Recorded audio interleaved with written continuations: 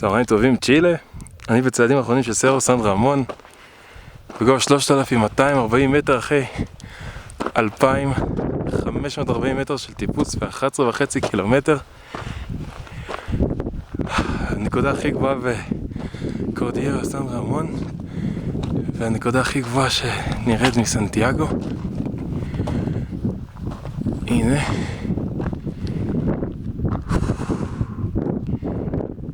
מכאן נראה זוהי סנטיאגו, סרו לה קרוז,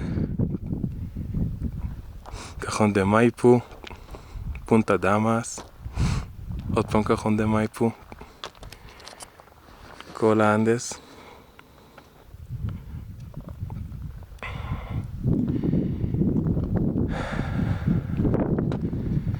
אל פלומו.